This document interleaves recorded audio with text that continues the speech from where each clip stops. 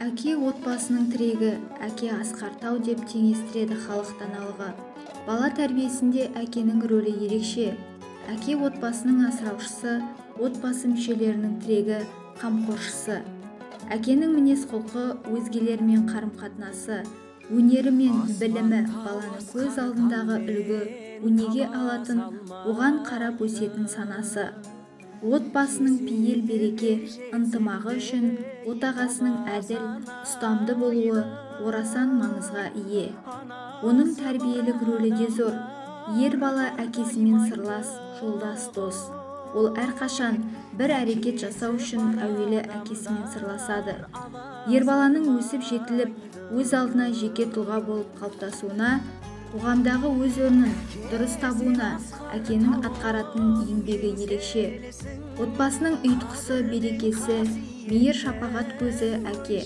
Жаңа Қаратон кенті тұрғыны, мұнайшы, нөмірі 22 жалпы орта білім беретін мектептің әкелер кеңесінің төрағасы Адилов Мақсот Айнашұлы.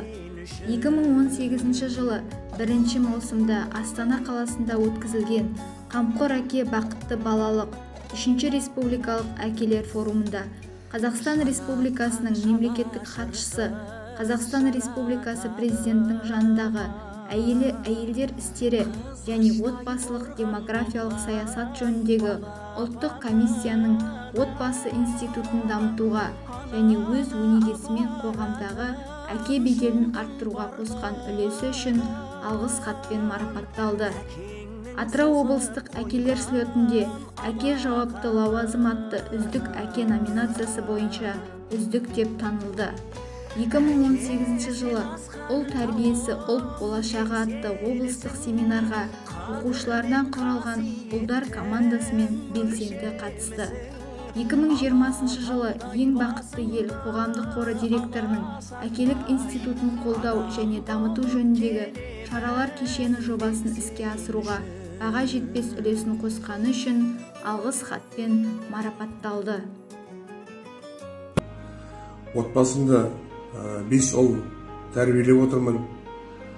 Мына әкенің отбасыға деген рөлі осы ұлдарының жақсы тәрбие алып, жақсы білім алып, жақсы осы қоғамға, осы отанға деген сүйіспеншілігімен осындай жақсы балаларды тәрбиелеп, мен өз ынтамды қосып, үлесімді қосып жатырмын.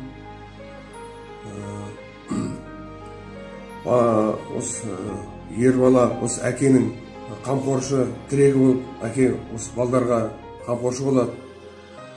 Осы қыз балаға шешеді, қыз баламен сырласып өзінің досындай болады. Сол сияқты мен өзімнің балдарыма, 5 ұлыма сондай тәрбие беріп, осы балдарымды жоғарғы осындай жақсы істерімен көзге көрініп, осындай жаман жолға түспей, осы елімізге деген қызмет етсе екен деп тәрбие беріп келе жатырмын. Әр баланың өзінің әр мінез құлқына байланысты баланы тәрбиелеген дұрыс деп ойлаймын.